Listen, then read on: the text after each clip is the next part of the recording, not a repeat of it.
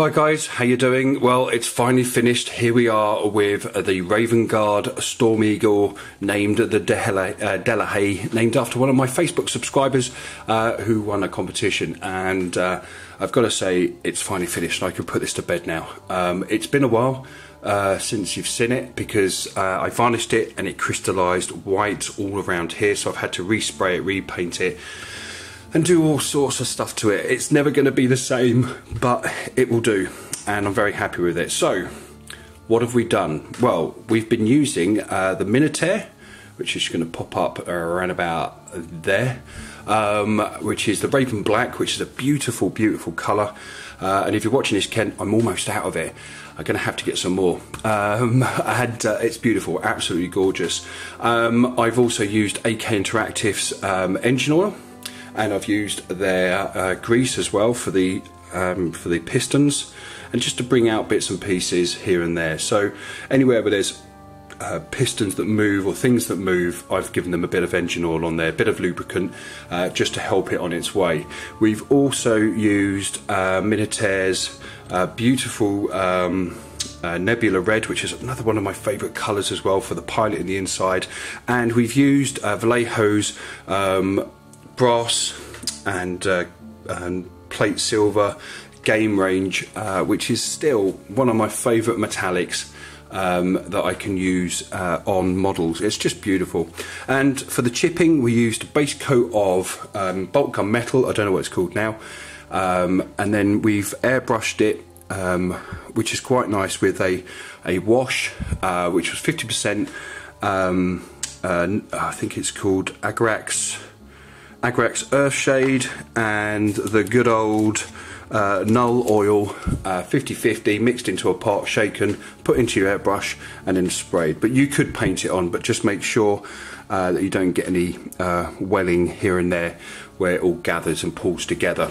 Okay, so let's have a look at this little puppy. So on first thoughts, when you look at this, it has a Storm Eagle, I think it is, body from Forge World. Now we've used Bastion parts to expand it. You can see inside, I haven't finished spraying in there yet. That gives my Marines that are departing from it or leaving it, basically, a nice big platform. So you can imagine if there's a platform there, this thing can just sort of hover just over the top, sort of thing, so they can jump down. Meanwhile, getting suppression fire from the twin-linked assault cannons, which are just there. For our needs, for the 30k era, these are Kira's pattern assault cannons, which is really nice. We've used parts from Land Raiders. We've used parts from all different kits. We've got, basically, because this was just the size that I've plastic carded the rest of the body. I've used Deluxe Materials Perfect Plastic Putty to fill in the gaps. I've got the Legion number on there, which is nice. You've got the Raven Guard symbols that have been wrecked and ruined along the side.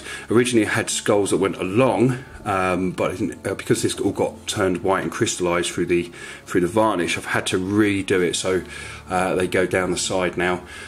We look at this, we've got Valkyrie engines on there, we've got Valkyrie wings, we've got pistons from an Orc Stomper, we've got Forge World mine, these go in the front of a Lehman Russ tank or a Chimera, and it has like a mine plough on the front of that. These are perfect to give the illusion of hydraulic wings, so the wings can move up and down when they're in flight, and it gives it that beautiful sort of like bird of prey look from the rear, sort of thing, almost as though its feet coming out and the wings swept down as it launches down to grab its prey off the ground.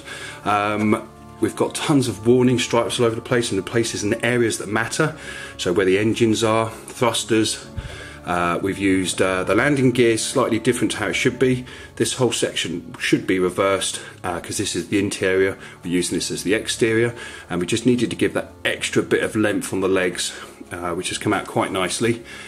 We've used the interior of Land Raider doors, which you don't see in the kits anymore, which is a real shame because they really added to it. They really give it that sense of, you know, like a protection from the environments outside. So you'd have the exterior door, then the interior doors, which are just there. So if anybody has any, let me know, because they're rare as rocking horse. poop. And in this inside we can see the pilot just there. That is a mixture of Mark 4 and Mark 5, or Mark 6 maybe, legs, and the upper torso is Mark 4, which includes the shoulder pads, the head and the chest plates. The rest of it is all Mark 6 or whatever it is. So yeah, so there we go basically. So it's come out quite nicely. It's got a lovely bird of prey look from the front. A lot of people said, oh, why are you setting the head or the cockpit to one side, why not centered? Because I don't know, I wanted to give a feel that this is quite a stealthy thing. It's a different variant of the Storm Eagle to the traditional. It has that lovely sort of bird-like head with a beak, and of course we've got a cannon there and the 2 cannons on the side. It just gives it a different look to everybody else's. A lot of people are going to be building the standard issue Storm Eagle, but you know, with a little bit of imagination, a little bit of flair and fun, you can actually do whatever you like to these things and make them a little bit different, and you can incorporate all sorts of different types of kits into it as well. So I mean, it's up to you. I just wanted to suit something or create something that suited the Raven Guard. Oops, there you go.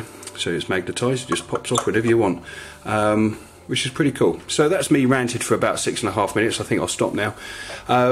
So you'll be seeing more Raven Guard coming up, and I'll see you guys very, very soon. Take care.